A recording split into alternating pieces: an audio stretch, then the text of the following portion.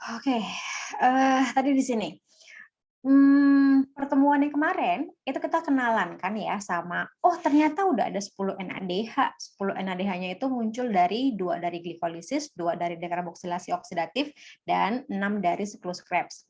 2 FADH-nya kalian dapatkan dari daur Krebs atau siklus Krebs. Sedangkan 4 ATP-nya kalian dapat dari sini. 2 dari glikolisis, tuh yang aku kasih tanda pakai stabilo warna pink juga, highlight warna pink juga, sama 2 dari daur Krebs atau siklus Krebs. Nah, apa yang kemudian harus dilakukan tahap selanjutnya?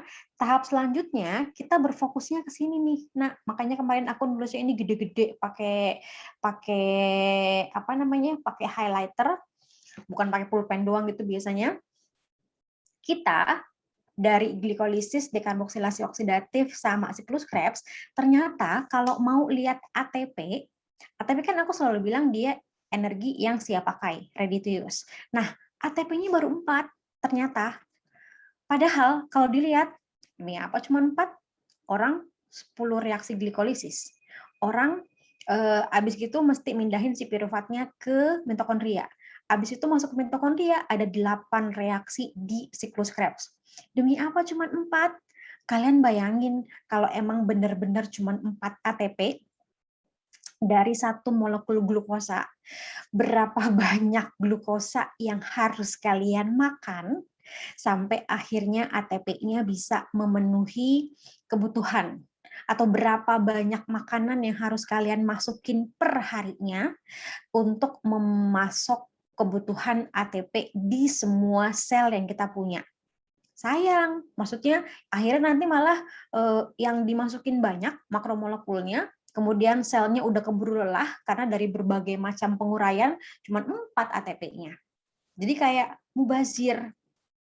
Mubazir dalam hal selnya cepat capek, kemudian butuh substratnya lebih banyak, kemudian tidak terlalu efisien juga karena nggak banyak si ATP-nya. Maka kemudian lihat, oh ini ada NADH sama FADH. NADH sama FADH itu bisa kita urai lagi. Nah, FADH sama FADH, NADH sama FADH itu nggak berhenti sampai dia jadi produk. Oke, dia udah jadi produk nih, ada 10 NADH, ada 2 FADH. And then what? Lalu apa? NADH sama FADH akan diurai kembali. Dan ingat, setiap penguraian itu bisa menghasilkan energi. Gimana caranya? Dia akan berlanjut ke langkah yang terakhir, yaitu transport elektron. Transport elektron, aku tulis dulu di sini ya keterangannya, supaya nanti tinggal lanjutin. Transport elektron atau, nah ini, transport elektron. Ini kemarin siklus Krebs, transport elektron itu dia terjadinya di 2 tempat. Nah, dia terjadi di ruang antar membran mitokondria sama di membran dalam mitokondria. Jadi dia ada 2 posisi, ada 2 tempat, ada 2 lokasi. Membran dalam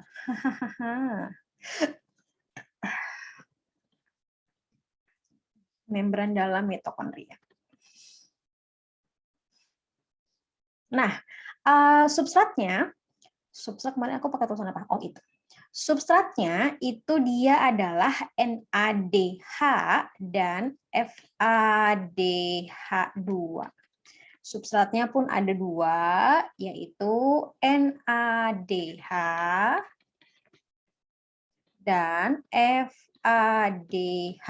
Kalau di buku-buku ada yang bilang dia FADH, ada yang bilang dia FADH2, ada yang bilang dia FAD.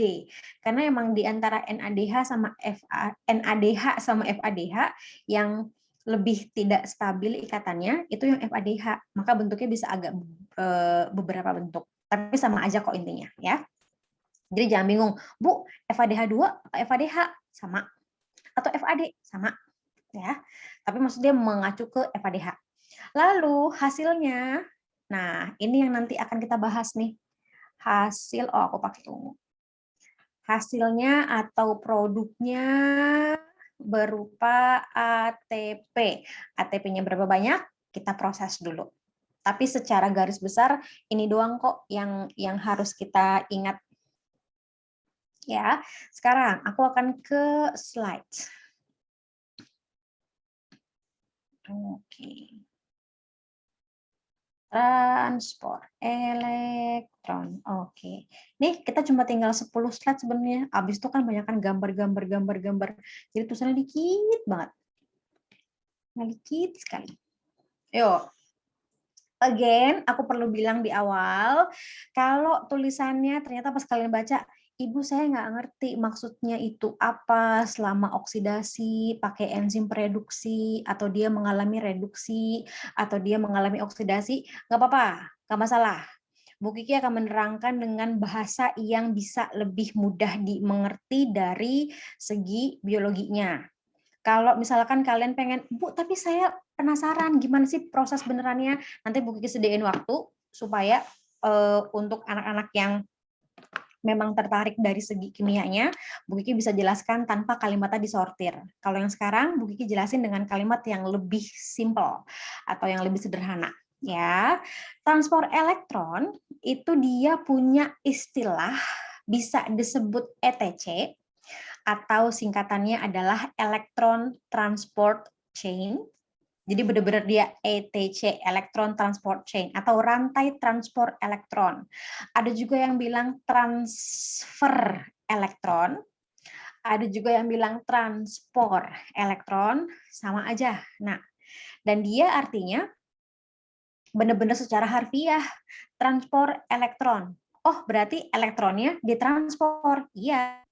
Elektronnya dipindah-pindah. Iya. Transport itu kan pemindahan atau perpindahan. Nah, si elektronnya itu dia nanti akan ditransfer, akan dipindah-pindahin, atau bahasa gampangnya akan dioper-oper. Karena dia akan memindahkan elektron, maka proses ini namanya adalah transport elektron atau elektron transport chain atau rantai transport elektron. Terjadinya di dua tempat, di ruang intermembran dan di membran dalam. Di membran dalam mitokondria. Ya. Kemudian, apa sih perannya? Si transport elektron itu punya fungsi dia satu. Dia mesti bikin ATP. Kalau di reaksi-reaksi sebelumnya masih ada pengubahan senyawa apa jadi senyawa apa, kemudian senyawa yang diubahnya jadi substrat untuk reaksi berikutnya. Kalau ini enggak, dia tujuannya satu, dia harus membentuk ATP. Nah, pembentukan ATP-nya dari mana? Dari NADH dan dari FADH. Kalau mau diartikan beneran yang apa sih artinya atau perannya si transport elektron itu dia berperan dalam membentuk energi. Dan ingat nak, setiap kita bilang energi siapa kai berupa ATP. Jadi boleh kalian bilang, oh si transport elektron membentuk energi atau membentuk ATP, boleh juga. Ya, dia membentuk energi selama oksidasi dari enzim reduksi. Tapi kalau misalkan kalimat yang belakang ini terlalu bingung kan, udah nggak usah. Bilang aja membentuk energi atau membentuk ATP. Dari mana substratnya? Dari NADH dan FADH. Apa sih yang terjadi? Yang terjadi sebenarnya simple, nggak terlalu susah. Maksudnya simple, aku mau tunjukin ini dulu. Bu Kiki mau tunjukkan ke kalian ada animasi. Mungkin awal-awal kalian lihat, itu kenapa aku tidak kebayang, Bu? Gak apa-apa. Tapi supaya nyambung pas aku ngomonginnya dia plus, plus, plus, plus, min, min, min, min. Mana ya pembentukan ATP?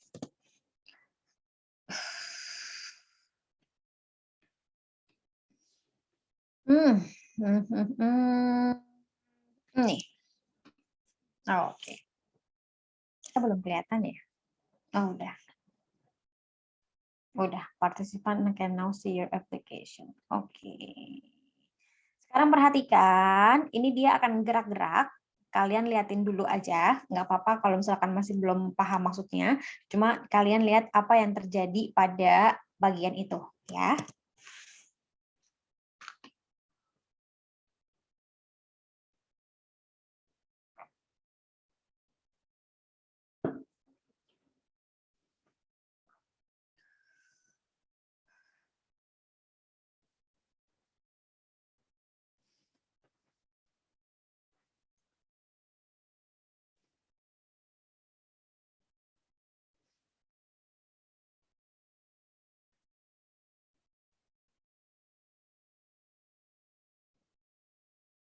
Kebayang? Atau walaupun belum kebayang, kira-kira itu yang terjadi apa sih di bagian yang bergerak-bergerak? Oh, aku mesti kasih tahu keterangan. Ini potongan dari mitokondria. Lalu ini adalah membran dalam mitokondria.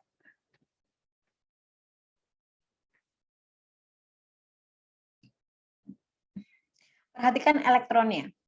Yang kalian lihat sekarang, yang kalian ikutin gerakannya adalah elektronnya.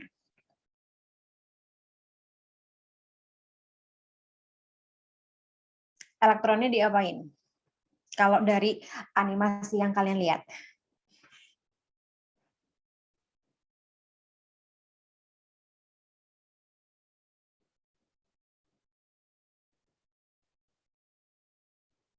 Bingung? Atau Bu, jujur ya, saya nggak tahu itu apa. Nggak apa-apa, jujur aja. That's okay. Kelas lain juga kayak, mending ibu jelasin dulu deh. Oke, mau aku jelasin dulu atau mau menerka-nerka dulu elektronnya diapain? Lo bisa kelihatan nih elektronnya. Jelasin dulu. Ah? Ada? Jelasin dulu aja. Ada? Enggak? Oke, nggak apa-apa. Tadi sih kita lihat itu sedikit, sekilas. Sekarang kita kembali kemana? Ke sini. Nah, dalam transport elektron, kalian kasih catatan, boleh pakai pulpen, boleh pakai pensil, boleh pakai highlight, boleh pakai spidol, terserah. Transport elektron, nih, gampangnya atau jalan singkatnya, easy peasy lemon squeezy-nya itu adalah elektron di pindah-pindah. Udah pakai kalimat udah gampang banget. Elektronnya dipindah-pindah. Kalian tahu estafet nggak? Di istilah olahraga kalian tahu estafet nggak? Tahu kan? Nah, estafet itu kan misalkan ada orang-orang 4 atau 5 atau lebih. Terus orang yang pertama paling belakang dia bawa tongkat misalkan. Jangan ini hitam, kuning deh biar kelihatan. Dia bawa tongkat. Nah, tongkatnya ini dibawakan sama si orang pertama, dia lari berapa ratus meter atau berapa lama meter gitu deh. Nanti si tongkatnya yang warna kuning dioper ke depannya. Orang depannya lari lagi. Kemudian dia ngoper lagi ke orang depannya lagi. Dia lari lagi, dioper lagi ke orang depannya. Begitu seterusnya. Prinsipnya sama. Elektron akan dioper-oper. Elektronnya akan dipindah-pindah.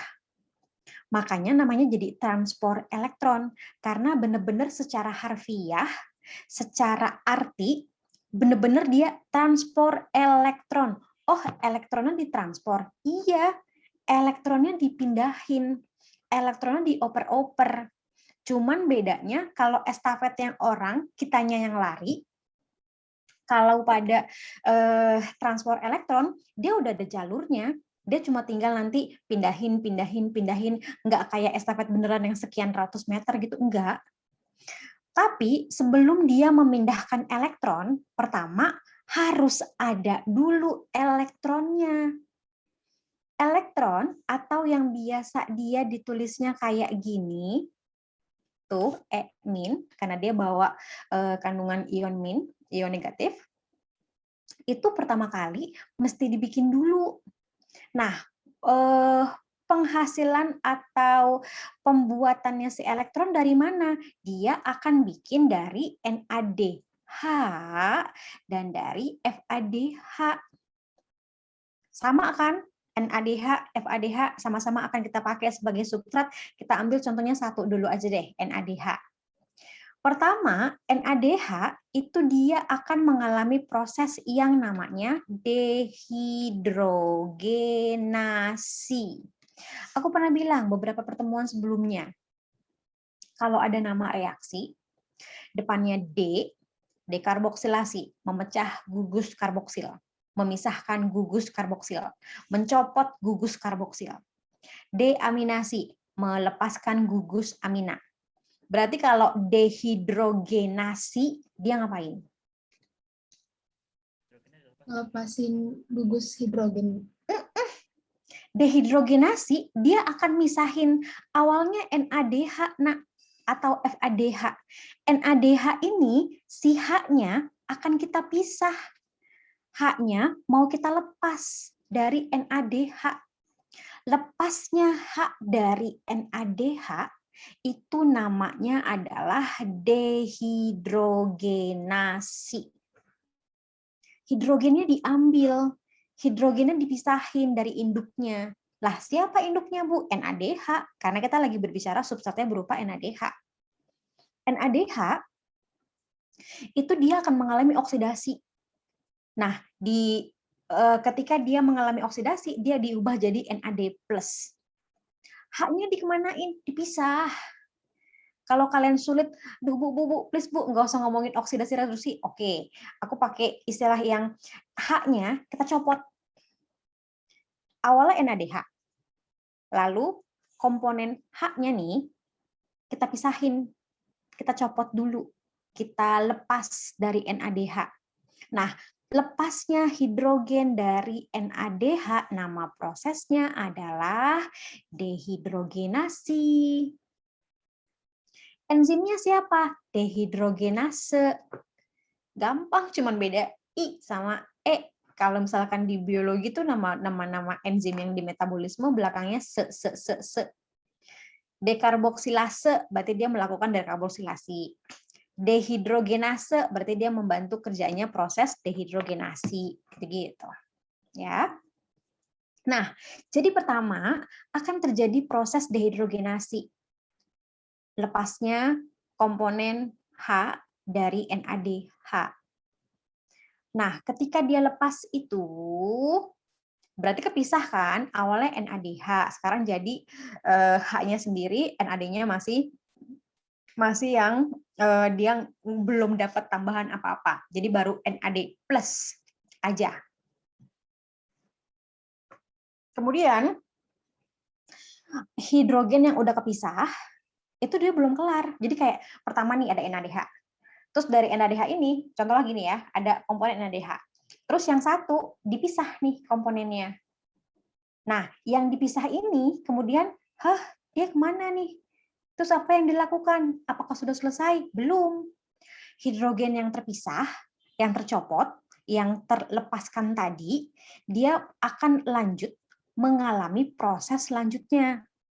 Apa proses selanjutnya? Proses selanjutnya adalah namanya ionisasi. Ionisasi. Nah, jadi yang pertama dehidrogenasi, yang kedua ionisasi. Maksudnya apa, Bu? Pertama bentuknya cuma hidrogen doang, H doang. Tapi dia kemudian mau dibikin bawa muatan. Akhirnya dia mengalami proses ionisasi. Nah, H diubah jadi H+ sama elektron. Kalau yang ini, bentar, ini mestinya E- ya. Nah, gitu. Kalau elektron, kira-kira nasibnya akan diapain? Lihat dari namanya, transport elektron. Berarti elektronnya kita dapat dari hasil ionisasi H. H-nya kita dapat dari, kita pisahin dari NADH. Di berurutan, Nak. Pertama, NADH, pisahin dulu H-nya. Terus yang kedua, H-nya kita proses ionisasi. Ionisasi akan menghasilkan elektron dan H+. Kalau ini disebut sebagai elektron, H+-nya berarti disebutnya sebagai apa? Proton ya, Bu? Proton, benar. Tuh. Ya. Nah, kalau bentuknya udah ada elektron dan proton, berarti sekarang, udah ada elektronnya. Berarti udah ada yang bisa ditransport-transport. Berarti udah ada yang bisa kita estafetin. Berarti udah ada elektron yang bisa kita pindah-pindahin. Maka sebenarnya konsep dari transport elektron adalah as simple as kita mindah-mindahin elektron. Pertanyaan pertamanya adalah, dari mana elektronnya? Elektron didapat dari hasil ionisasi H. Dari mana H-nya? H-nya kita dapat ketika kita memisahkan NADH. H-nya kita lepas melalui proses dehidrogenasi. Jadi yang pertama kali harus terjadi adalah memisahkan komponen H dari NADH. Begitupun komponen H dari FADH. Udah dipisah, H yang udah sendirinya ini nih, kemudian dia bentuknya terionisasi. Jadi ada muatan proton sama elektronnya, terpisah. Kenapa? Karena nanti nasibnya beda antara proton sama elektron. Lalu, ini kita skip dulu karena aku langsung mau pakai gambar aja. Nah, ini dia. Let's say ini ada gambar potongan dari mitokondria. Jadi misalkan aku gambarin nih, Nak, mitokondria kan gini ya ceritanya, kurang lebih maksudnya. Kira-kira seperti ini. Kemudian kita kasih keterangan dulu deh supaya kebayang dia apa-apanya. Yang paling luar ini adalah membran luar mitokondria. Ini membran luar mitokondria. Kalau aku tulis mito, maksudnya mitokondria ya, biar cepat gitu. Lalu ini tengah-tengahnya nih, yang kayak ada jedanya, itu adalah ruang antar membran, ruang intermembran, sama.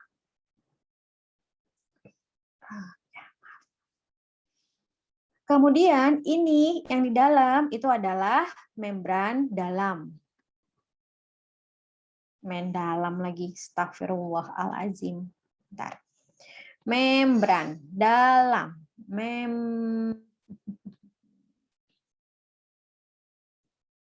Membran dalam. Kemudian ini jangan keliru ya, di sini ada sitosol. Apakah sitosol yang ini? Bukan. Sitosolnya itu maksudnya adalah yang di sini. Yang di luarnya si membran luar mitokondria. Berarti di luarnya itu dia ada sitosol. Tuh. Tengahnya ini adalah matriks mitokondria. Nah, yang digambar ini, yang gambar ada coklat muda, kemudian ada warna ungu-ungunya, ada berbagai macam reaksinya, itu merupakan potongan. Apa yang dipotong? Ini, Nak, aku kasih warna hijau ya. Tuh. Kalau kotak yang hijau mau diperbesar, maka tampaknya akan jadi kayak ini, gambar outer mitochondrial membrane, inner mitochondrial membrane. Ya. Maksudnya kayak gitu. Jadi kita nge-zoom in dari mitokondria. Berarti ini membran luar mitokondria. Berarti ini membran luar mitokondria. Ini membran dalam mitokondria. Berarti ini apa cakep? Nih, yang aku kasih tanda tanya. Itu apa? Ruang intermembran. Itu ruang antar membran, ruang intermembran sama. Si transport elektron terjadi di dua tempat, di mana di membran dalam dan di ruang antar membran.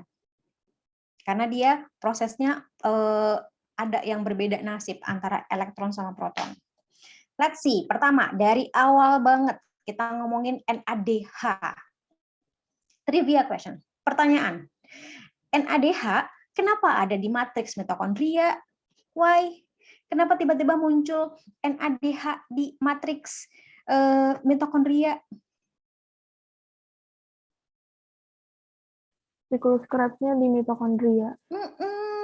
Siklus Krebsnya di mitokondria, di matriks, dekarboksilasi oksidatifnya juga ada di mitokondria, di matriks, kemudian NADH yang dari glikolisis ikut masuk pada saat dia mau beralih ke siklus Krebs.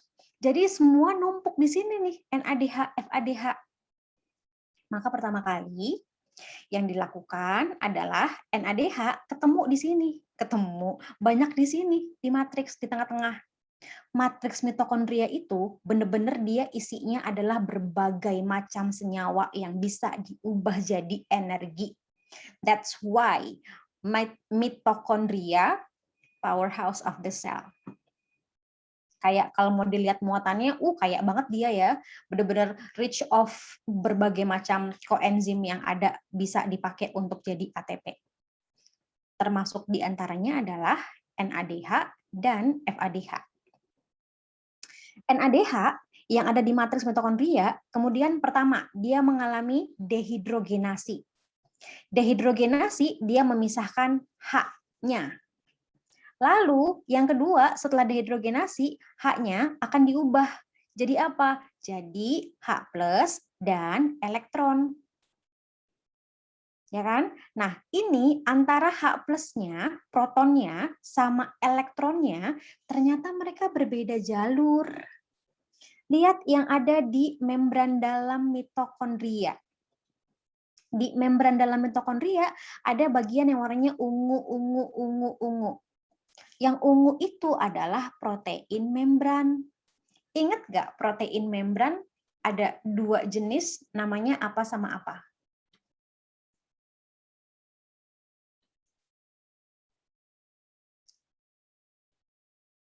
Protein membran. Dulu kita belajar di membran sel.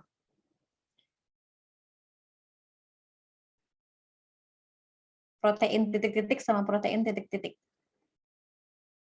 Transport. Protein? Protein transport, Bu. Protein transport kalau dia yang posisinya dari atas sampai bawah. Berarti protein apa kalau yang dia posisinya memanjang dari atas ke bawah? Protein? Integral. Integral. Kalau yang cuma dia ada di sebelah atasnya doang atau di sebelah bawahnya doang, itu protein apa? Perifer. Perifer, benar. Sama, bukan cuma di membran sel doang. Di membran mitokondria juga ada protein-proteinnya. Di membrannya si nukleus juga ada. Di membrannya kloroplast juga ada. Sama. Setiap membran pasti punya yang namanya protein membran. Ya, dia bisa berfungsi berbagai macam, sebagai transport, sebagai pengangkut, sebagai pemberi struktur, banyak banget. Tadi ketika udah dibentuk nih, udah H-nya mengalami ionisasi, ada proton dan ada elektron. Lihat yang proton, yang H+, dia akan diarahkan pakai jalur yang warna hijau. Yang elektron akan diarahkan pakai jalur yang warna merah. Berdasarkan gambar yang kalian lihat, perbedaannya si proton kemana, elektron kemana. Coba based on the picture aja, berdasarkan gambar yang kalian lihat aja. H+-nya kemana, elektronnya kemana. Kalau nggak tahu namanya, pakai istilah aja.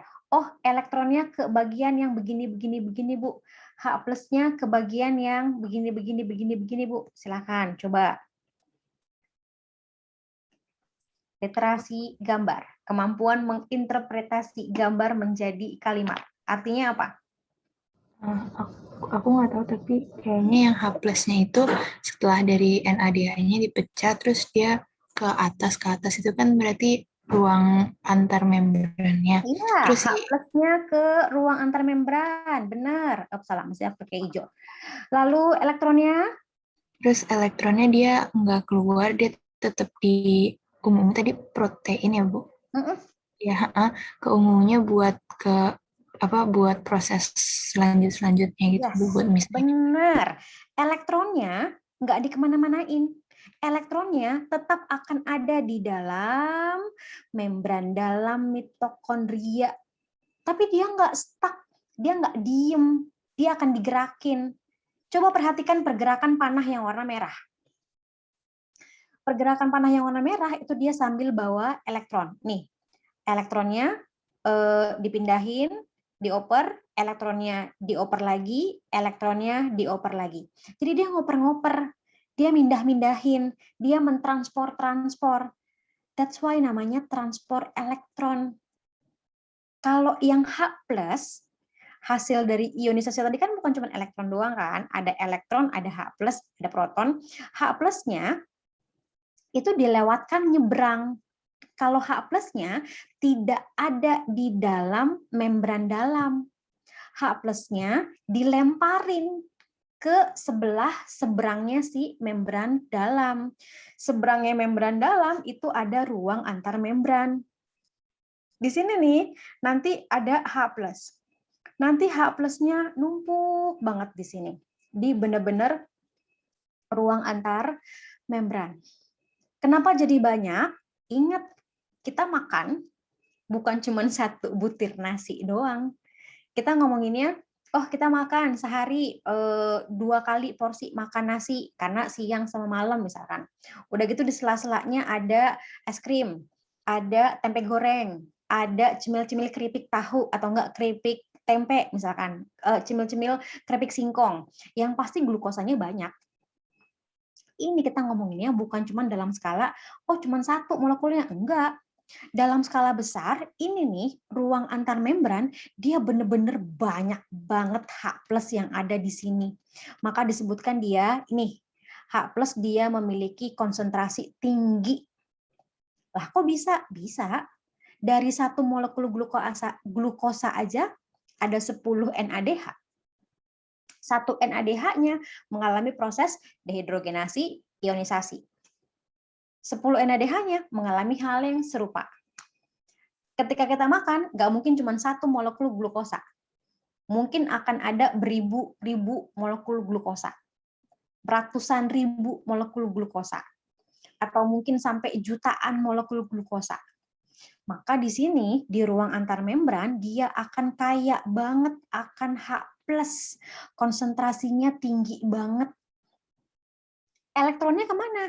Elektronnya menjalani jalur yang berbeda. Dia akan diestafetin, dia akan dioper lagi, dioper lagi, dioper lagi. Sepanjang apa, Bu? Sepanjang protein yang ada pada membran dalam mitokondria. Hence, makanya transport elektron dibilang dia terjadi di 2 tempat. 1, membran dalam mitokondria. 2, ruang antar membran. Karena nasibnya antara elektron sama proton beda. Walaupun dia berasal dari H yang sama, yaitu H yang dipisah dari NADH melalui proses dehidrogenasi. Ya, lalu H+-nya ini nih, dia akan tinggi konsentrasinya, akan banyak konsentrasinya di ruang antar membran. Elektronnya itu akan dioper-oper di sepanjang membran dalam mitokondria. 1 NADH bisa ngeloncatin elektron 3 kali. 1, 2, kok nggak gerak dia warnanya. Dia bisa ngeloncatin 3 kali. 1, 2, 3. Kalau udah, nanti dia dikembaliin lagi ke dalam matriks mitokondria. Ya, sekarang ya, nggak berasa waktunya udah segini. Sekarang coba kita kembali ke yang tadi. Berarti yang lagi digerakin apaan tuh?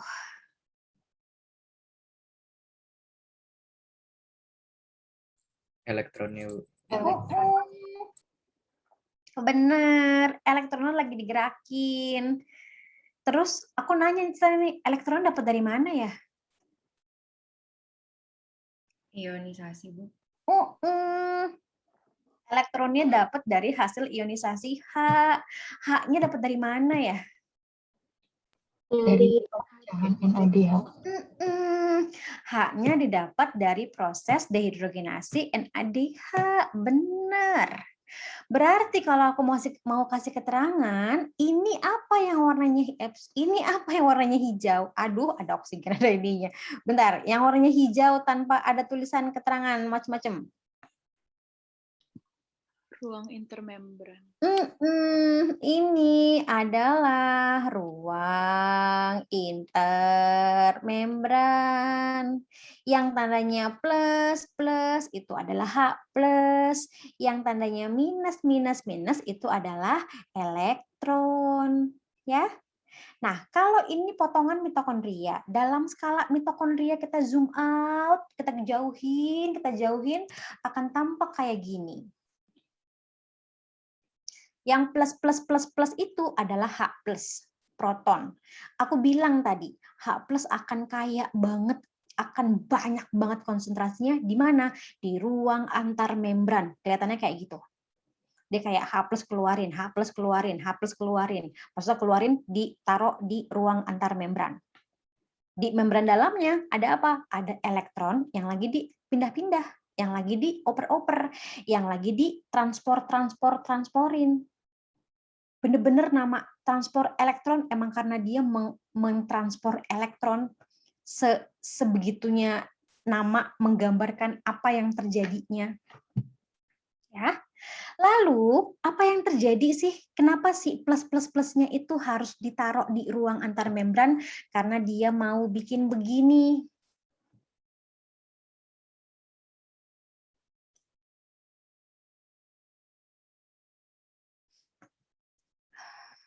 Apa yang terjadi kira-kira?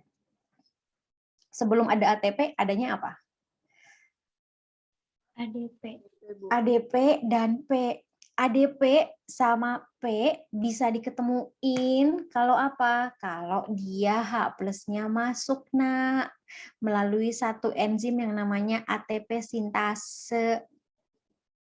Jadi banyaknya H plus yang ada di ruang antar membran, makin banyak H plus, makin banyak dia bisa menggabungkan ADP plus P jadi ATP.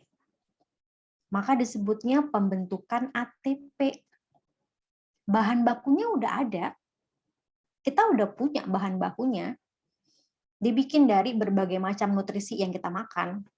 Masalahnya adalah ketika dia mau bikin ATP, perlu ada yang gabungin. Nah, dia perlu tuh proton, elektron gitu ya. Sekarang aku kembali ke catatan. Dikit lagi. Nah, udah catatan banget ya ininya.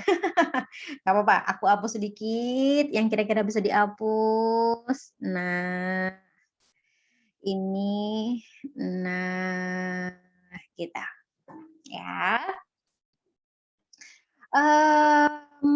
Di sini tadi elektronnya diloncat-loncatin, elektronnya dioper-oper, H plusnya kita tumpuk dulu sementara di mana? Di ruang antar membran.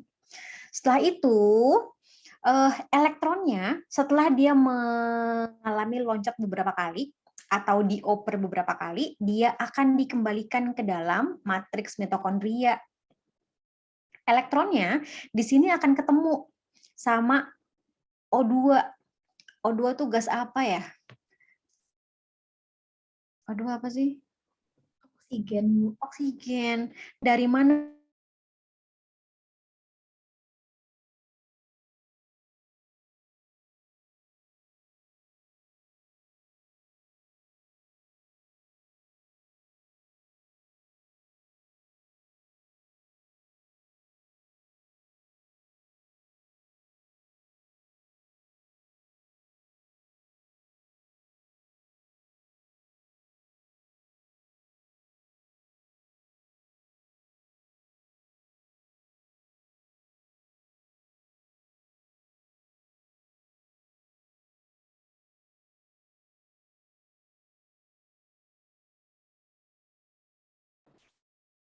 Maaf, tadi wifi-nya mati. Aku ganti ke Tether.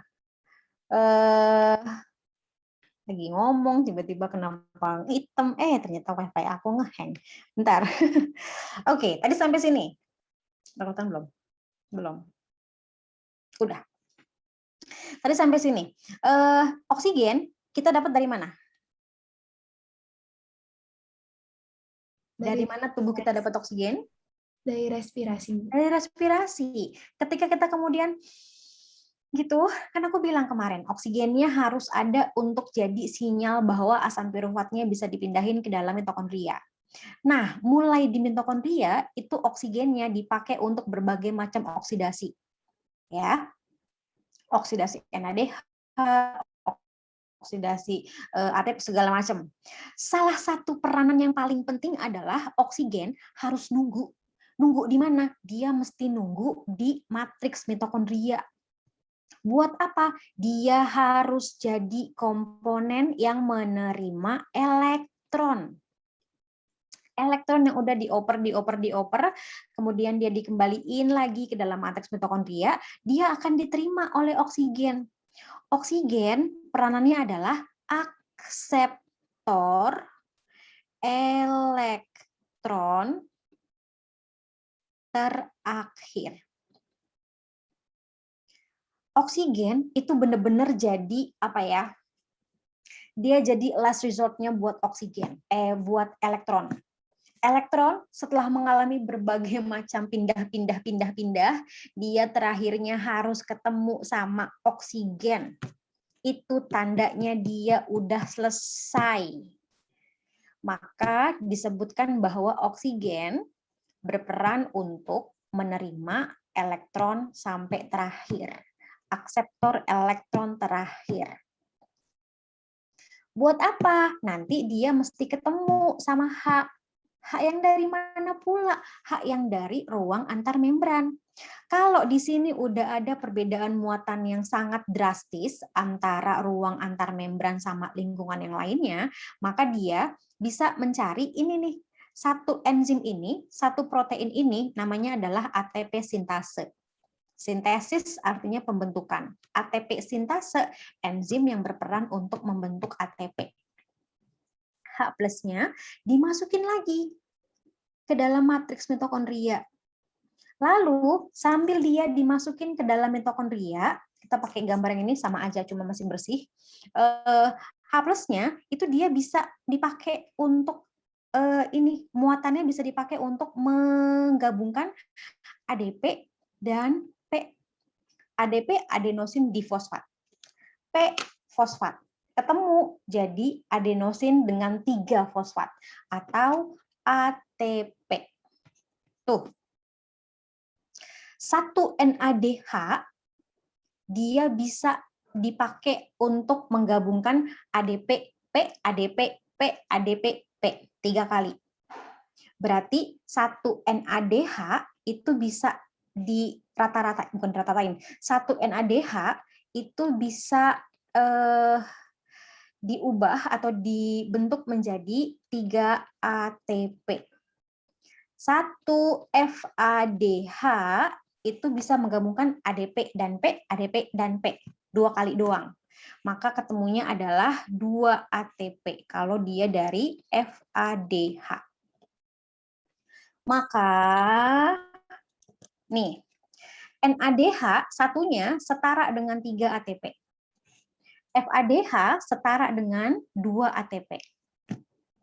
Apa kabar tadi sama oksigennya? Oksigen udah nerima elektron, dia nerima H.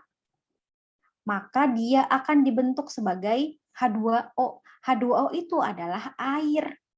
Pada saat kalian menghembuskan napas, coba kalian lakukan di depan kaca, di depan mirror, di depan cermin. Pasti nanti akan ada bekas-bekas uap-uap air. Itu adalah air yang dari sini. Ya. Kemudian, kalau misalkan dibilang 1 NADH setara dengan 3 ATP, 1 FADH setara dengan 2 ATP. Tadi total kita punya berapa NADH? Kalau pas kita lagi jumlahin di sini, ada berapa NADH yang kita punya?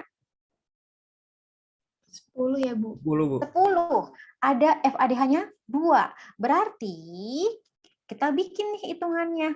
Ada 10 NADH, ada 2 FADH, jadi masing-masing dapat berapa ATP? Kalau satu NADH-nya adalah 3 ATP, kalau satu FADH-nya adalah 2 ATP, berarti 10 NADH berapa ATP? 30. 30. 30. Dapat di sini 30 ATP. 2 FADH berarti berapa ATP? 4. 4 ATP. Kita dari transport elektron aja dapat 34 ATP. Bayangkan kalau dia nggak ada proses transport elektron, cuman dapat ini doang nih ATP-nya nih dari glikolisis sama dari Krebs. Maka ketika ada hasilnya 10 NADH sama 2 FADH, nggak boleh berhenti sampai situ.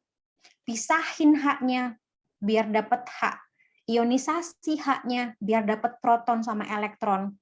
Protonnya dipakai buat apa? Buat dia muatan supaya dia bisa menggabungkan ADP dan P. Elektronnya dipakai juga buat apa? Untuk membedakan ada muatan minus sama plus, kemudian dia dipakai untuk disampaikan ke O2, gabungin sama H, jadi H2O. Jadi semua kepake. Ya, lalu berarti yuk coba kita gabungin. Duh, dikit lagi banget. Dari sini dapat 34 ATP. Ini yang disebut sebagai hasil transport elektron. Dia menghasilkan ATP paling banyak di respirasi aerob. Berarti coba total ATP yang kita dapat berapa? Berapa total ATP yang kita dapat? Tadi di atas kita udah punya berapa ATP? 4 kan ya? Kita udah punya 4 ATP dari glikolisis dan siklus Krebs. Kita punya 34 ATP dari transport elektron. Tambahin nih, Nak. Berapa? 38. 38 ATP. Apakah ini net? Ini udah net belum? 38 ATP. Ada yang mesti dikurangin lagi atau enggak? Utang ATP ya, Bu? Kenapa? Yang dari awal-awal itu kalau nggak salah ada utang ATP. Utang ATP yang di mana? Yang di glikolisis kan udah dibayar. Oh, udah dibayar. Udah. Ada nggak sih utang yang belum dibayar? Yang asam pirufat itu, Bu? Bener. Asam pirufat dipindahin ke dalam mitokondria, dia pakai berapa ATP? 2. 2. Berarti kita mesti kurangin 2. Jangan nih deh. Kita minus 2 ATP pada saat dia apa? Memasuki dekarboksilasi oksidatif. Berarti bersihnya berapa ATP yang kita dapat? Benar-benar bersih banget dapat berapa? 36 ATP. Ini yang udah neto. 36 ATP berasal dari mana? Ini dari satu molekul glukosa.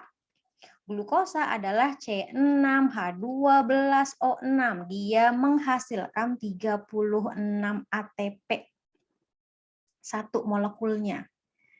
Kalau kita makan nasi 3 suap, atau misalkan, Bu, saya tadi pagi sarapan loh, pakai sandwichnya pakai tuna, atau enggak, saya bikin ala-ala makanan sehat gitu, sandwich, tapi bukan daging isinya buah misalkan. Rotinya kan juga karbohidrat tuh. Pecah di pencernaan, kemudian diambil glukosanya ada berapa? Satu glukosanya berharga 36 ATP. Kalau lagi puasa, nggak makan, nggak minum selama 12 jam, tenang. Dia si tubuh kita, gimana caranya kita dapat glukosa? Kan ada lemak, bongkar aja lemaknya. Oke, bongkar lemak yang ada di simpenan. Kalau ada glikogen di otot sama di hati, bongkar aja, bongkar. Karena apa?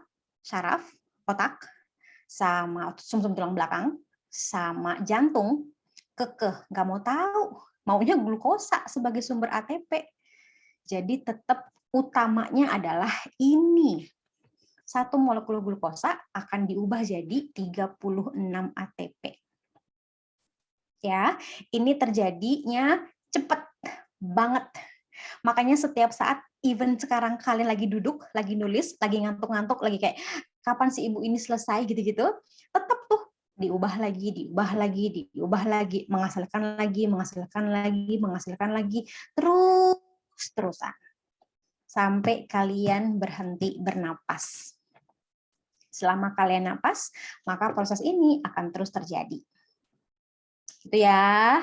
Oke, sekarang kita sampai sini dulu. Berarti besok enggak 1 jam kok, paling cuma setengah jam bisa kelar, karena aku cuma tinggal ngomongin fermentasi sama recap dikit lagi. Ya, jadi besok paling dari jam 1 sampai jam setengah 2-an, nggak sampai jadi jam 2. Gitu ya, Nak. Thank you. Kalau masih ada yang bingung, silahkan kalian catat dulu aja pertanyaannya, sambil kalian mengulang catatan, sambil kok ini tiba-tiba ada H, dari mana ya? Kok ini tiba-tiba dibilangnya ionisasi, maksudnya apa ya? Besok kita recap lagi.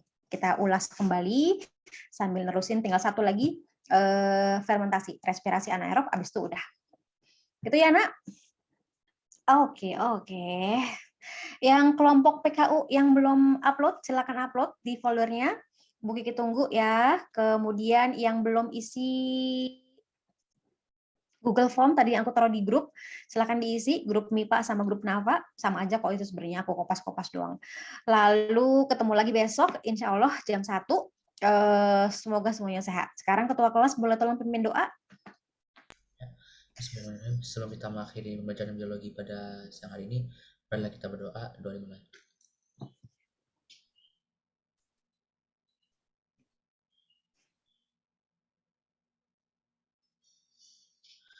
Doa diaminkan. Berdoa diaminkan. Nanti gabung lagi ke kelas TKA di grup ini, di Zoom ini lagi, sama di Zoom MIPA 3 yang linjur jam 1 ya. Hari ini TKA-nya berlangsung seperti biasa sesuai dengan jadwal tanggal 26 Agustus. Terima kasih. Wassalamualaikum warahmatullahi wabarakatuh. Bu Kiki izin pamit. Thank you ya. Makasih Bu. Sama-sama, Bu.